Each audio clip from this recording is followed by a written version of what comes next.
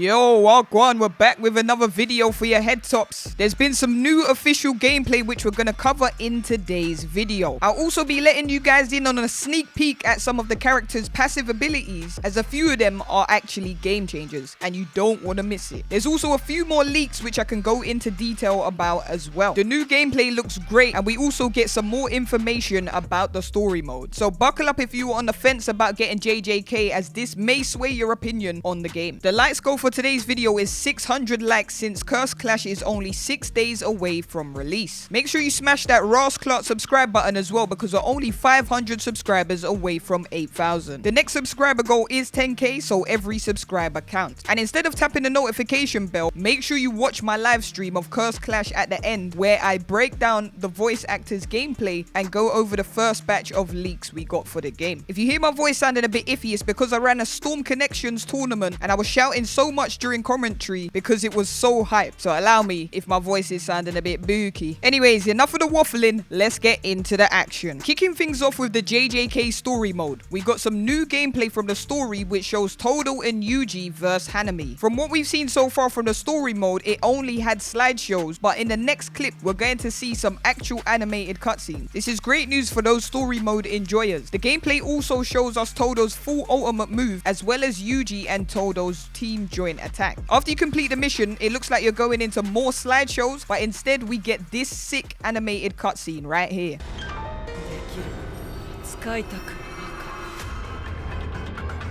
Todo! 来るなブラザー、とんでもない重力出力だ。あなたの術式があればかわすのはたやすいでしょう。ならばどうするか。領域展。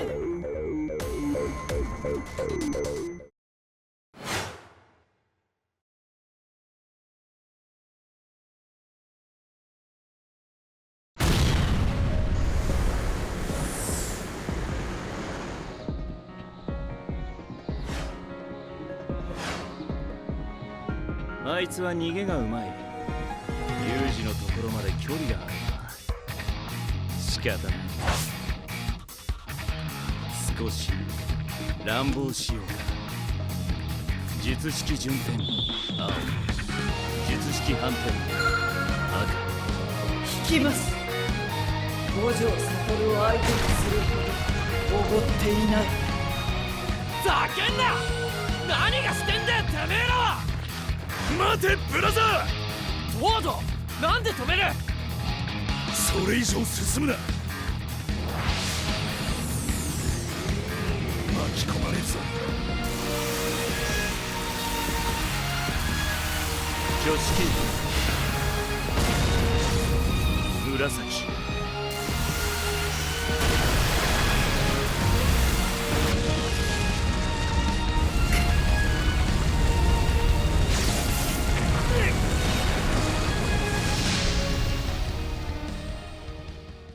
Those of you who don't like playing story mode, let me know if the animated cutscenes change your mind about playing it. All the people who are planning to get S rank on every story mission, let me know if you're hyped for this mode in the comments below. We also get to see a cool match where Panda and Megumi fight Yuji and Megumi. This was one of the co-op missions, and we get a full look at Yuji and Megumi's joint attack. The jump jutsu allegations are true. Everything in this game is literally about jumping people. I can't lie, I'm actually looking forward to playing the story mode and some of these PvE level up your character modes as well. But you will catch me online throwing hands, so don't worry. From the leaks, we have a bit more information about the character's passive abilities. So let's break down some of the key character passives from the new gameplay and leaks, so you can get a better understanding of the characters and your potential main. Because I'm guessing most of you can't read Japanese. I also want to start a war in the comments, so the characters we cover today, make sure you use the emoji representing them if you plan on maining them, and leaving a comment on this video. Starting with Nanami, this is one of my favorite passive abilities because it's such a huge game changer. Nanami's passive ability is called Unbound Cursed Energy, and you lot should already know this one because I covered it in my Nanami breakdown video. But when the timer hits 1 minute, Nanami's cursed energy will automatically increase. But what you probably didn't know is that his movement speed also increases and his dash gauge gauge consumption also decreases, meaning he gets an insane speed buff. On top of that, his cursed energy recovery speed is also increased, meaning in the last minute he can hunt you down with ease and use as much cursed energy as possible until the opponent is dead. I will say though, getting critical hits with Nanami is where the skill gap will be, and you'll need to master that if you want to be a good Nanami player. If you're going to be maining Nanami, put the shirt and tie emoji in the comments. Next we have Todo. If you watched my live stream where I went over the leaks for this game, you would know I wasn't speaking too highly of Todo as a character. I wasn't doing this because Todo's a bad character, rather that he's hard to use effectively. Just like the character himself, you need that high battle IQ to actually use Boogie Woogie to good effect. Anyone who wants to use this character just to clap, they ain't making it out the hood. His passive skill is called Curse Technique Unleashed. What this does is whenever Todo uses Boogie Woogie, his movement speed increases and his dash gauge consumption decreases, giving him an immediate speed boost. The amount of boost you get depends on how much cursed energy you actually have. Todo has a lot of heavy hitting moves which sends opponents flying away, but if you use Boogie Woogie correctly, you can instantly swap positions to catch the opponent as soon as possible. If you're a Todo main day one, let me see you comment the clap emoji in the comments. Everyone loves this character, but I still don't see it yet. Jogo is a big range character, and him and a certain other character might be cracked. I reveal the other character a bit later on, but the reason I say this is because they both have an unblockable projectile which has pretty good range on it. The joint attack button shoots a flame projectile at the opponent and it cannot be blocked, so you always have to be on high alert when fighting a Jogo main. That being said, his passive ability is called a Cursed Spirit's Pride, and this automatically activates when Jogo's health is low. When the skill is active, it increases the cursed energy recovery and also increases the amount of damage the cursed energy moves do. This will vary depending on how much cursed energy you actually have. You already know, use that volcano emoji if you're planning on maining this guy. This next character has a pretty insane gimmick. I think if used correctly, it can be a game changer, but you lot let me know if you think this is a good skill. Panda is a powerhouse character who wants to be up close and personal, tanking hits for his teammate while also dealing mad amounts of damage. He actually has two passive skills. One is called Big Sis Standing and the other is called Drumming Beat. With his first passive skill, whenever Panda is on the brink of death, he'll be revived instantly with reduced health. This can only be used once, but the key thing to note is that he actually doesn't use a stock when he goes down. So you essentially get an extra life whenever Panda is on your team. I think it's a pretty sick skill to have, to be honest. His other passive ability is Drumming Beat, and I think this is what makes Panda the best powerhouse in the game. Any attacks he uses in gorilla mode deal damage even if the enemy is guarding. What the hell? The only thing to note here is that if they have 1 HP, the chip damage won't kill them, so you actually have to get a real hit in to finish them off, but still a wavy skill nonetheless. Slap them Panda emojis in the comments if you're maining this tank. The next character is everyone's favorite, but I'll be honest, it's not looking good for the Yuta mains. He only gets the Rika buff if your teammate is trash or you're on the brink of death, and by that time it may be too late for you to make a comeback. So for him to be effective, you essentially need someone to be selling in the match. If you're a good Yuta main, you will hardly see Rika.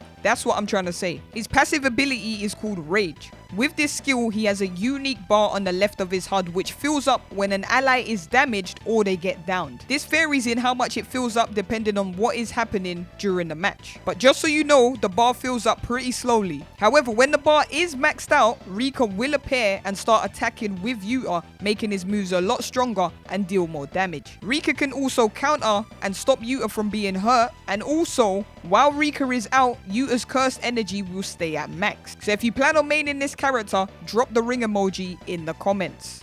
The next character is another fan favorite, but I will say she is very technical to use and you have to be on job if you're planning to team up with a Maki player. This is because she has a low energy meter with only 4 bars of energy, meaning she has to rely on her combos a lot to stall so her meter can regenerate. She has 2 passive skills, one called Heavenly Restriction, physically gifted, and another one called Strike Gauge. Heavenly Restriction means she has no cursed energy but possesses exceptional physical abilities. This makes her the best person for unique combos and mix-up. Her other passive Strike Gauge is that she has a unique meter on the left of her HUD that builds up by hitting the enemy. The more you level up the Strike Gauge, these are the buff effects that Maki will get. Attack speed, movement speed, and a step travel distance increase. This means when you thought you were safe on block to try and punish Maki, she can actually take her turn again if the Strike Gauge is at a certain level, because her attack and movement speed will have been increased. She'll be nasty in the right hands, that's for sure. The Strike Gauge will decrease after a certain amount of time where you you are not attacking, so it is best to play aggressive if you want to play her. So for all the Maki mains out there, drop the glasses emoji in the comments so I know who you are. I've seen a lot of people say Nobara will be S tier, so I've included her in this passive list, and she has a pretty simple passive. Probably because she's a zoner who is really strong and can one-shot people under certain conditions. Her passive skill is called Prognosis, and this skill increases the cursed energy gained when attacking an enemy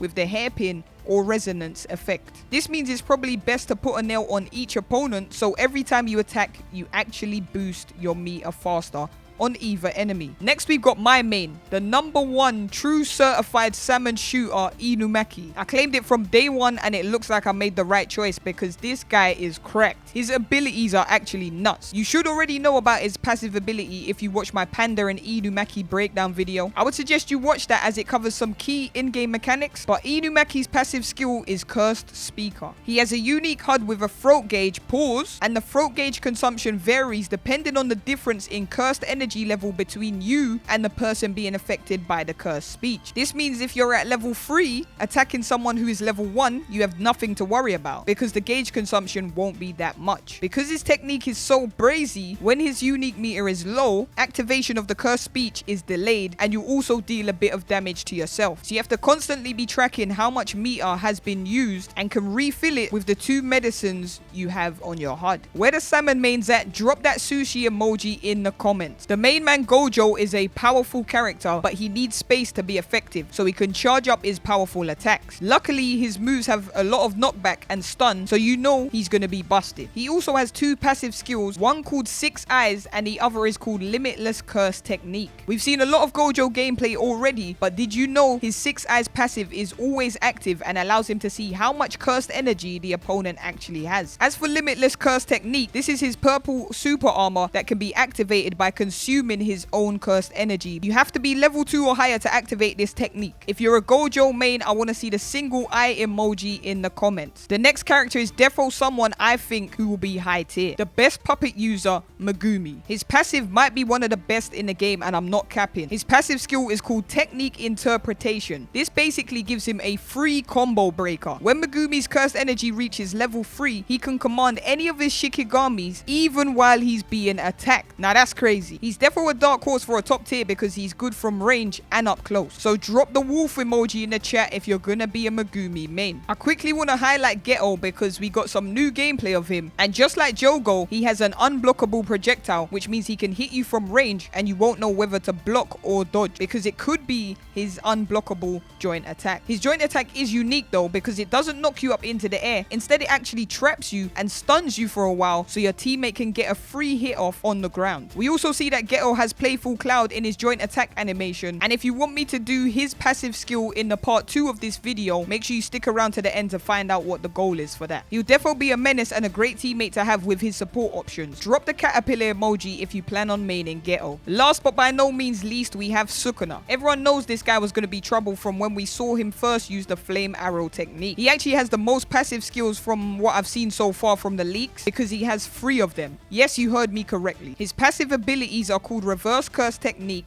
Intimidation, and King of Curses. Reverse Curse Technique activates when Sukuna is at cursed energy level 2 or higher. This recovers a portion of the damage you took when you in turn deal damage to the enemy. His next passive skill, Intimidation, is actually brazy. It is activated at level 3, and basically what it does is when you perform certain attacks, everyone in the surrounding area, including teammates, will be overpowered and unable to move, attack, or block. He has 3 intimidations to use when he reaches level 3. The final passive ability we're going to cover is called King of Curses, and this is the red super armor you see him have when he uses certain attacks. So not only is this guy hard to kill, but he can stun opponents and stop their game plans. That's a mazzoline, I can't even lie. If you're planning on maining Sukuna, drop the flame emoji in the comments below. We got some bonus clips here as well of new gameplay, and I'm also going to be playing some of the new OST in the background as well.